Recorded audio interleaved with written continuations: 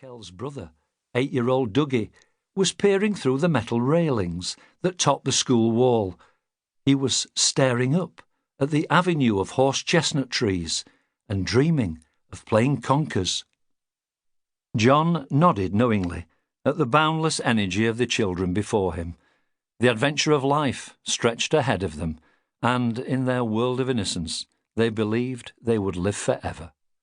He blew a whistle and shouted, "Line up smartly, boys and girls."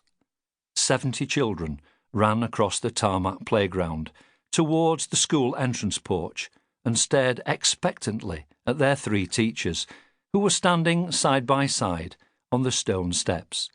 The children in Class 3, the 9 and 10-year-olds, knew what to do and formed a straight line in front of John.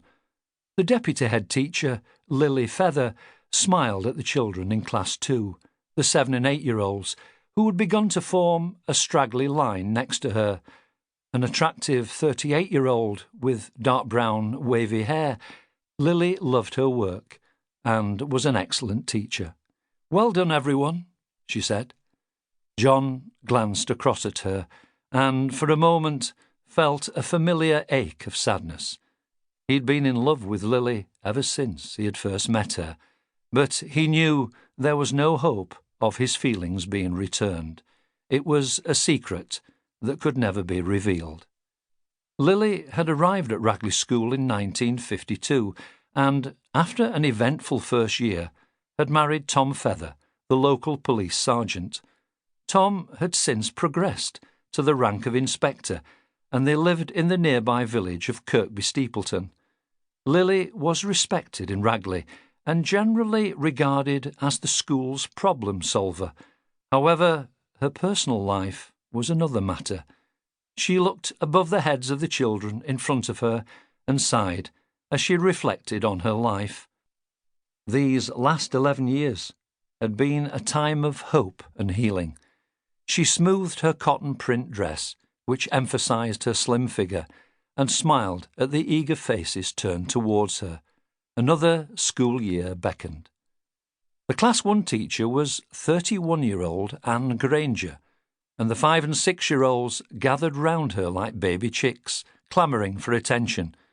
A tall, slim brunette, Anne had married local woodcarver John Granger. After 10 years of matrimony, the early excitement had faded. His regular comment that they had never been blessed with children had become tiresome.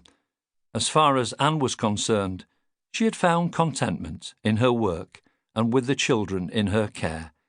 With a gentle smile, she held the hands of the 2 youngest children and led the way up the entrance steps and into school.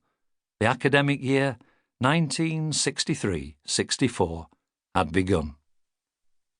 In the office, the school secretary, Vera Evans, was sitting at her tidy desk and typing a letter on her imperial typewriter.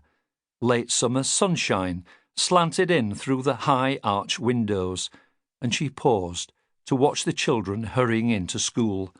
A tall, elegant 41-year-old, she felt that time had passed her by, as, over the years, the office clock, with its faded Roman numerals, had measured the heartbeats of her life. When Vera wasn't in school, her days were filled with the local church, the Women's Institute, and the twice-weekly cross-stitch club in the village hall. She lived in the vicarage in the grounds of St. Mary's Church with her younger brother, the Reverend Joseph Evans, a rather nervous but well-meaning man who relied entirely on his sister.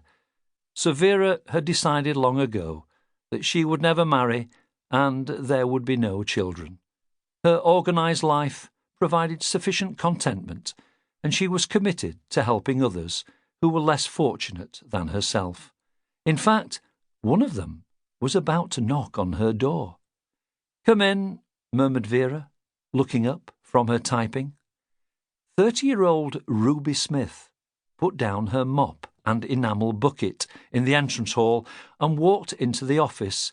Her ample figure filled her brown overall, and wavy chestnut hair framed her rosy cheeks. "Excuse me, Miss Evans."